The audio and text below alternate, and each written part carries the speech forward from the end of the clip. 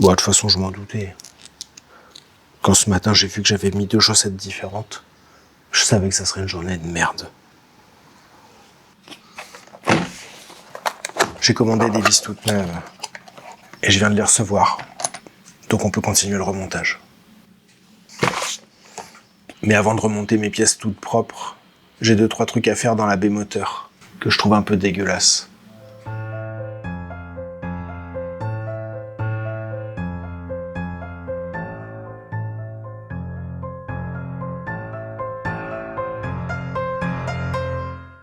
Va falloir tout démonter. Ensuite nettoyer, dégraisser les surfaces, poncer l'ensemble, redresser les tôles tordues, patcher et souder les petits défauts, bouchonner les trous inutiles, traiter la rouille, masquer, apprêter, poncer à nouveau, et enfin repeindre.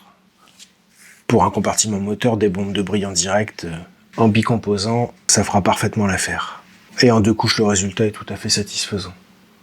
Voilà, on va pouvoir repartir sur des bases saines, dans un compartiment moteur tout propre.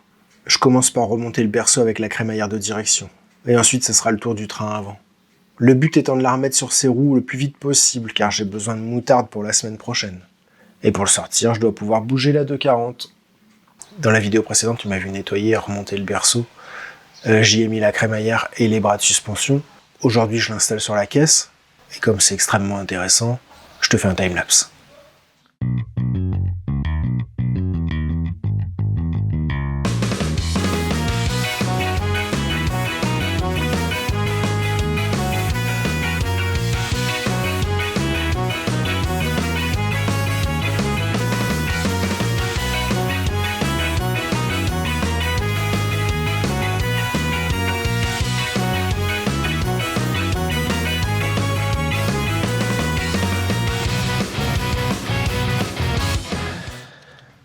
Les emmerdes commencent.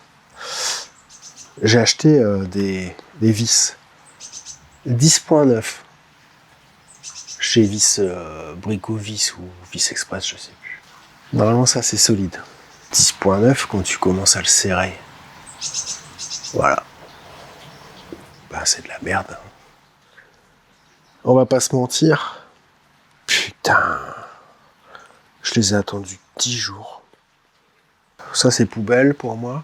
Puis je vais remettre des vraies vis auto de récup. M'en fous qu'elles soient rouillées. L'essentiel c'est que ça soit solide. Avec ça, ça bougera pas. Ah, je mets un petit coup de frein filé quand même. Du gentil, du bleu. Et ben voilà. 70 Nm. Normalement c'est 50, mais moi j'ai pas envie de perdre mes roues et mon moteur en route.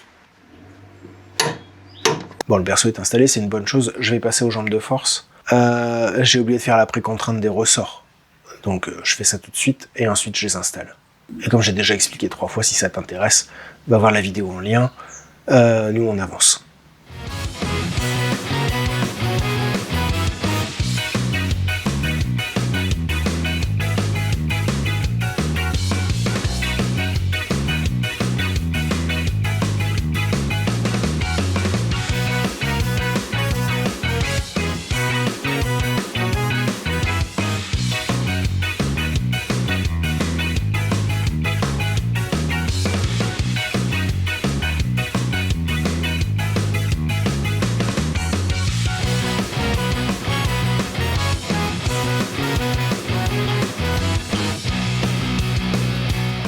Maintenant, les jambes de force.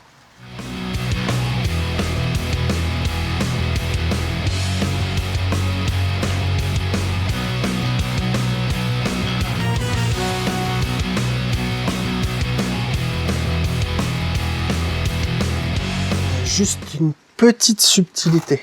Comme la voiture va être sensiblement rabaissée, je rajoute des petits spacers de 25 mm, 1 pouce.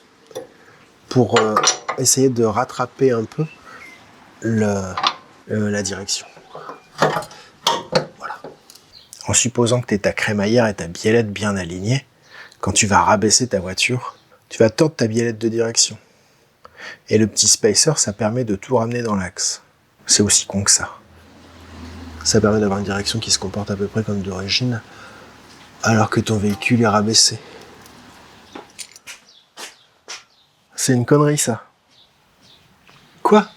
Ce que tu fais, là, c'est une connerie. Qu'est-ce que t'y connais, toi? Bah, t'es monteur. Ah bah, comme tu le dis si bien, j'en sais rien, hein. Bah alors, comment tu sais que c'est une connerie? Je suis en train de faire le montage, alors j'ai vu les rushs.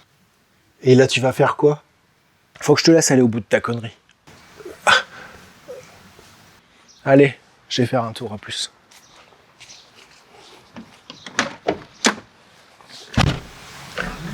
Putain, il y a la belle ville.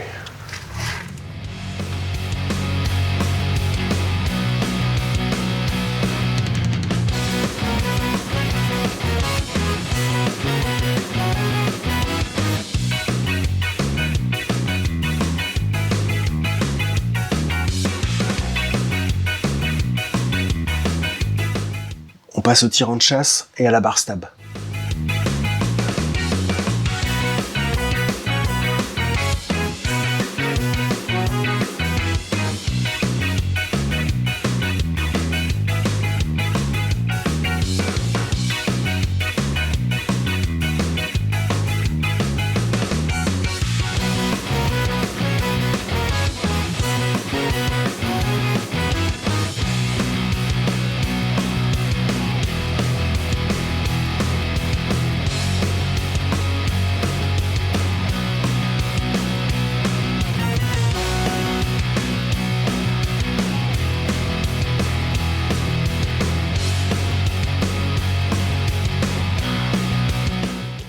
Pour la partie mécanique, c'est ok. Je vais remonter les conduites de frein et tout le petit bordel qui est censé habiter le compartiment moteur. Par contre, je vais pas filmer, hein, parce que c'est super chiant et ça va durer des heures. Si t'aimes les vidéos de restauration ASMR, je t'invite à aller voir la chaîne de My Mechanics.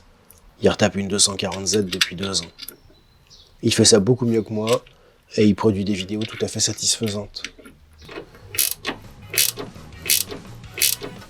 Alors comme tu peux le constater, j'ai commencé à remonter pas mal d'équipements et d'accessoires. À commencer par la colonne de direction, le maître-cylindre d'embrayage et le maître-cylindre de frein, le réservoir de lave-glace, la commande d'accélérateur, le verrou capot, le moteur des essuie-glaces, toutes les conduites de frein et d'embrayage, le support de batterie, le faisceau de la baie moteur, les conduites aller et retour de carburant, et tout un tas d'accessoires. Ça commence à avoir un petit peu de gueule. J'ai nettoyé toutes les pièces en alu à la brosse ou au touret. Par contre, les éléments zingués ou bichromatés ont été décapés et repeints en noir. En tant que chimiste de formation avec une très légère sensibilité écolo, je suis un fervent opposant aux techniques d'électrolyse et de bichromatage. Qui plus est, j'ai horreur de laisser aux autres ce que je peux faire moi-même. Et si tu veux gainer tes durites de frein pour avoir le même résultat, va voir la vidéo bonus où je t'explique comment faire. Bah, je crois qu'on a bien avancé. Ça va être chouette. Je la remets sur ses roues et puis c'est fini. Allez. Oh putain, elles sont énormes. Regarde-moi ça. Regarde-moi ces pneus. Ils sont monstrueux. C'est vraiment très très vulgaire. Il va falloir que je trouve des jantes.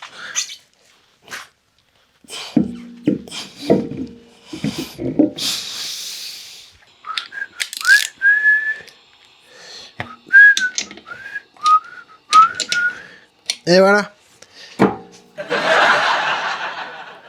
Oh putain. Qu'est-ce que c'est que ce bordel? Hein?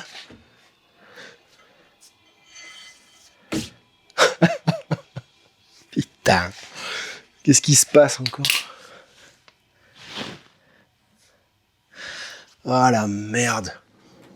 Attends. C'est quoi qui fait chier?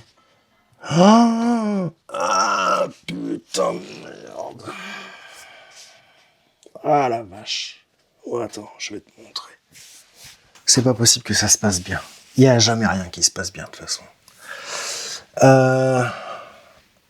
Comme j'ai mis des combinés filetés et que je vais rabaisser la voiture, pour corriger la géométrie de la colonne de direction, j'ai mis ces cales de même pas 1 pouce. Sauf que cette jante-là, Elle est tellement large. Regarde là, il n'y a même pas 1 millimètre entre la bilette de direction et le bord de la jante. Et du coup, j'ai déjà perdu un plomb. Du coup, là où c'est plombé pour l'équilibrage, eh ben ça tape. J'ai l'impression que c'est encore la merde. Bon, en gros, faut que je m'arrange pour que le bord de la jante soit plus loin de la rotule de direction. Soit je l'écarte diamétralement. C'est-à-dire que au lieu de prendre des 15 pouces, je prends des 16. Mais je suis pas fan des jantes en 16 pouces sur ce genre de voiture. Donc c'est non. Putain de Murphy. Soit je m'arrange pour que le bord intérieur de la roue soit plus à l'extérieur. Et pour ce faire, j'ai 2 solutions. Soit je prends des jantes moins larges. 15,7, ça pourrait le faire. Ça, c'est du 15,8. Soit je prends des jantes avec un déport plus important. J'ai des petites cales, je vais essayer de les tester. Ouais. Il y a l'expression qui dit quand tu veux plus de ton chien, tu prétends qu'il a la rage. Moi, mes jantes, elles sont très malades.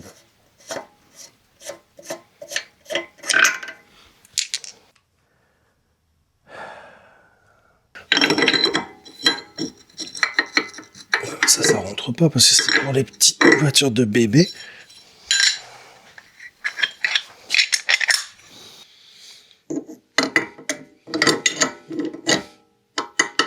Ah putain, même mes cales, elles passent pas. Tellement l'alésage central, il est gros. Merde, comment je vais faire? J'ai encore les jantes d'origine, mais elles sont sur le projet 2027. J'ai retrouvé ça. Alors ça, dans le genre vulgaire, ça se pose là.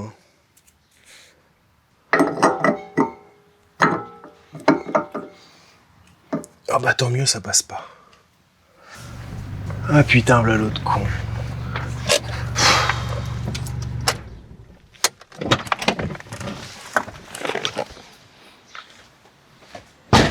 Alors le champion, il s'en sort? T'es parti avec ton micro, j'ai tout entendu. C'est pas grave. C'est pas joli. Bah si c'est vraiment moche, je le couperai au montage. Du coup, tu vas m'aider. T'aider? Mais je vois pas comment je pourrais t'aider. Déjà, je t'ai laissé continuer pour que tu te rendes compte par toi-même. Et si t'es pas complètement débile, à la fin, tu devrais avoir appris quelque chose. Va au bout. Va au bout de ta connerie.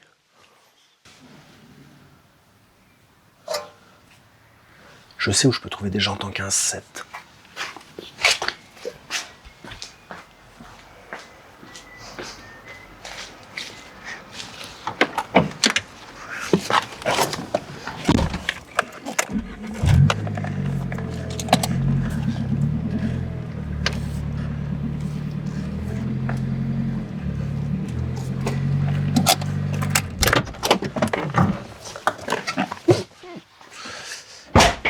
Il veut pas m'aider, mais il va le faire quand même. Un petit coup de cric magique. « 15,7.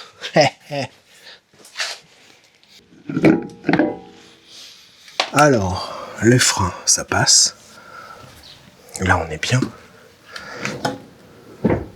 Est-ce que ça change quelque chose? Pas du tout. Mais ça change rien du tout, quoi. Que dalle. Elle doit avoir un ET positif de 10 mm. Oh putain, j'ai même pas de solution, du coup. Y a rien qui va, je peux même pas piquer les jantes de la Silvia. Quelle terrible déception. Bon, résultat des courses. Mes jantes en 15,8, elles sont trop larges et ça frotte. Mes cales, elles sont pas adaptées à mes moyeux. Super. Les 15,7 de la Silvia, elles ont un déport positif trop important. Donc ça revient au 15,8 avec un déport nul. Et mes jantes d'origine, qui à mon avis auraient fait l'affaire, je les ai pas ici. Donc,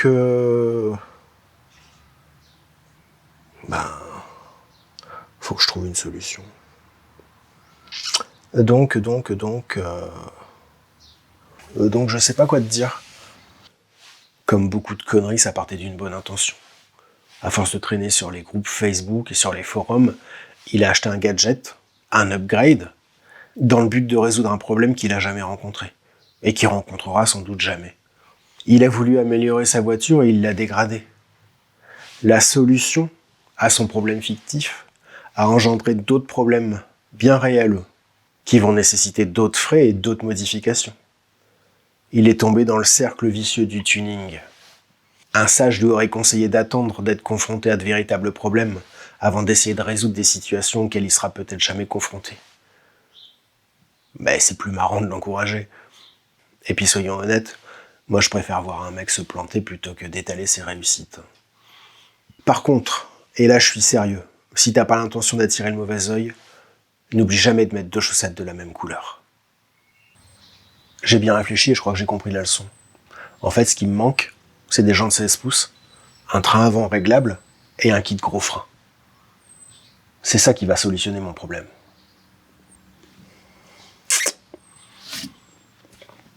Sur ce, roule en ancienne, c'est un régal, et à la prochaine.